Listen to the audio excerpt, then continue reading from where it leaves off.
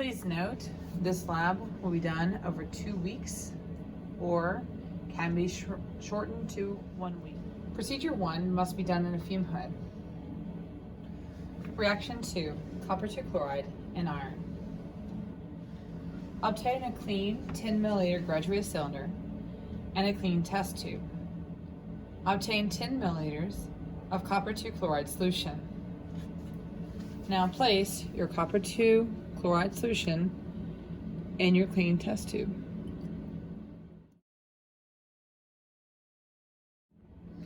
Obtain a pre-cut piece of iron wire and coil it around a stirring rod. Once you have it coiled, I want you to go weigh that. Record all observations about the coil and now place it into the test tube.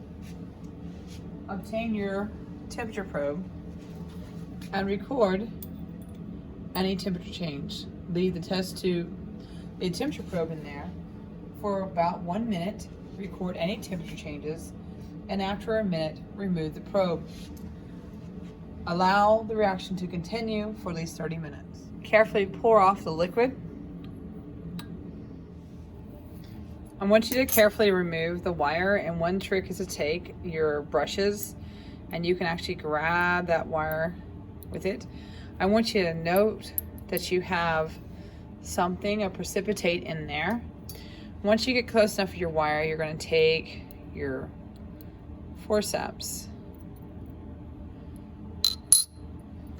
and we're going to carefully clean this wire with distilled water, and then you're going to weigh it one more time to see what the difference is. If you have control. 2B, you're going to repeat what you just did for 2A, but instead of using copper chloride, you're going to use copper sulfate. Do we get a similar reaction as we do with the copper chloride?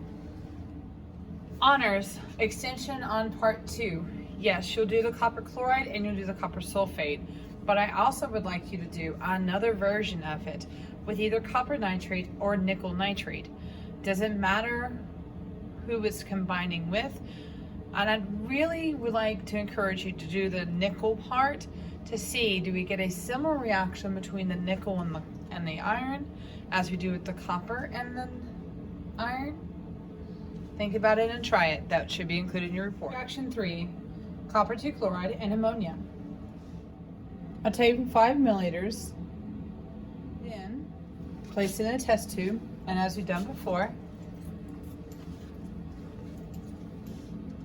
put your temperature probe in there and see what the initial temperature is.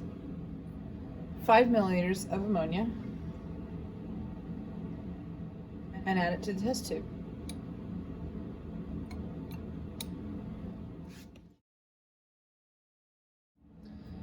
Take your solution that you have, and I want you to split this into 3 other clean test tubes.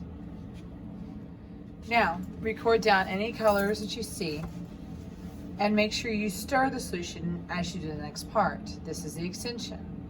We're now going to add sulfuric acid to the test tubes drop by drop to see if we have any changes. Record anything that you see.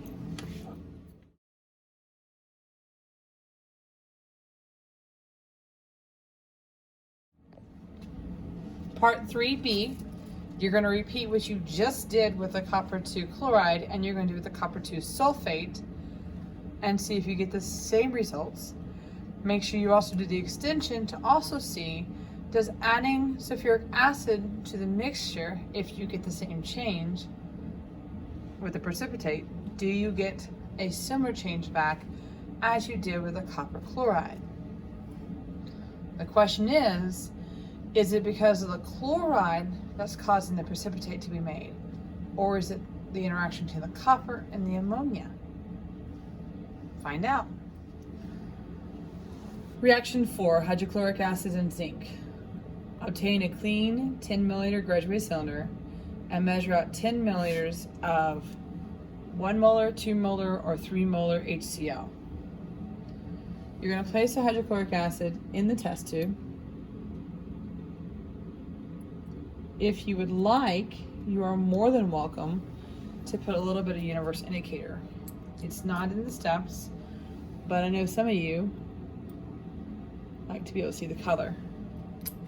Okay, so we have our 10 milliliters of our concentrated hydrochloric acid, either 1, 2, or 3.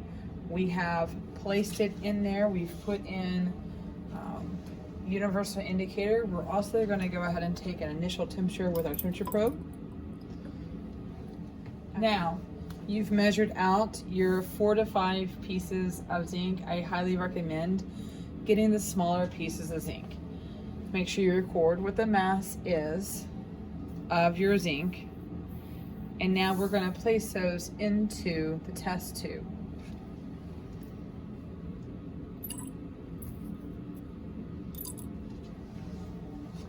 We're also going to go ahead and we're going to place our temperature probe in there, and we're looking for a temperature change. We already got the initial up above. Okay. Honors, I want you to graph this part of the lab. I want you to graph the reaction between the hydrochloric acid and the zinc, and this graph must be included. Academic, you will need the initial and final temperature of this reaction. So make sure you keep your temperature probe in there until it's completely done. Use your probe as a guide so you know when it has completed. Now, one of the questions is, what is being given off, or what is happening in the reaction? So either A, you're going to do it with this test tube here, or B, you can set up a second one to do this test. Kind of some of your graphing. Okay? But one of the things you want to know is what gas is being given off. So one of our tricks to figure this out is we're going to take a wooden splint. So use your Bunsen burners.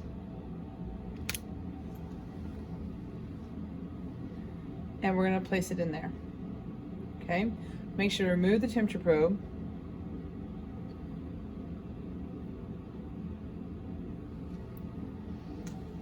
And hopefully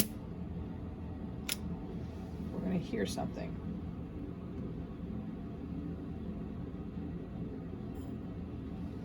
Don't put it down on a water line.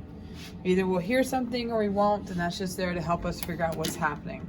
Record your results and dispose of everything in the waste bucket.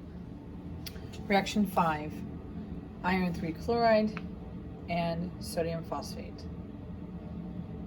Obtain a clean 10 milliliter graduated cylinder. Measure out 5 milliliters of your iron 3 chloride. Place the iron 3 chloride in a test tube, and then measure your temperature with your temperature probe.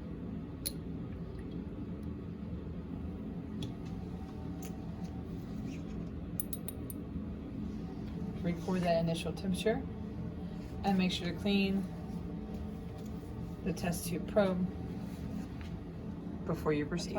Obtain 10 milliliters of sodium phosphate.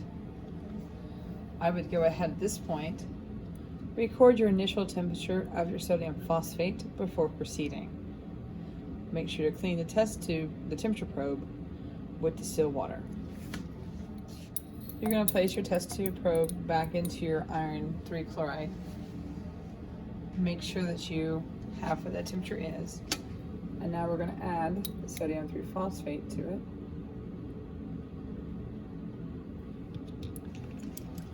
Record your temperature. Allow this to record for 2 minutes before you write down your final observations.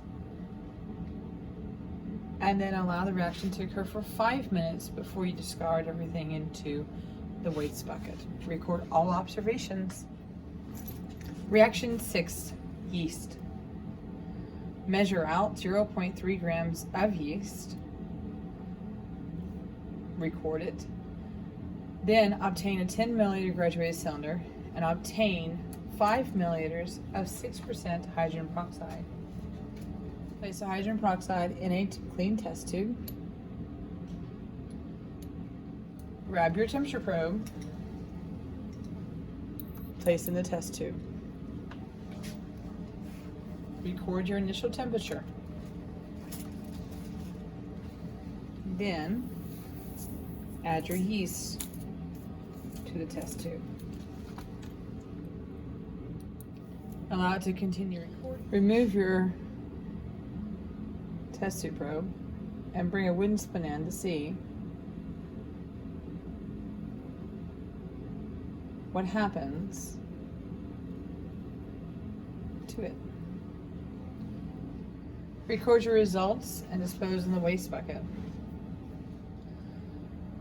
Reaction 6B. So in this time, you're going to measure out the same amount of yeast, 0.3 grams. You're also going to measure out 1 gram of sugar. You're going to obtain 20 milliliters of water. I want you to heat the water to approximately 25 degrees Celsius. Use your probes to determine the accurate temperature. And this is also a suggestion for part 6. It may be better to go ahead and put your yeast in there before you add the hydrogen peroxide. So in 6B, we've got our yeast and we've got our sugar in there. And we are warming up our water. And we're simply going to put our warm water in there and we're going to see what happens between the sugar, yeast, and the warm water. So you checked your temperature, you're adding it for 6B, and you're going to let it react. You're welcome to stir it. But we're just trying to see, is there a difference when I do water, the sugar, and the yeast? Now you should notice we are getting a reaction up there. So you're going to let this one react for a little bit. Honors, you have an extension. You may choose either 1, 2, or 3. 1, determine the rate of carbon dioxide production in the reaction. 2, look at the ratio of sugar to yeast to water in order to obtain a maximum reaction. No more than 0.5 grams of yeast may be used. So think through your problem. 3, what does the effect of temperature have on the rate of reaction? Change the temperature and find out. And one hint I'll give you, you may have to change your setup in order to determine that. Think about it. Okay, so on this reaction, we're going to be looking at sodium hydroxide versus sulfuric acid, and then sodium hydroxide versus hydrochloric acid. We will also be using phenol red as our indicator. Okay, so we're going to add 40 drops of sulfuric acid to the first test tube and 40 drops of hydrochloric acid to the second test tube. Okay, and we are going to go ahead and put our temperature probe in there and record that initial temperature. Then we're going to add 2 milliliters of distilled water to this, phenol red to this. So lift it up a little bit.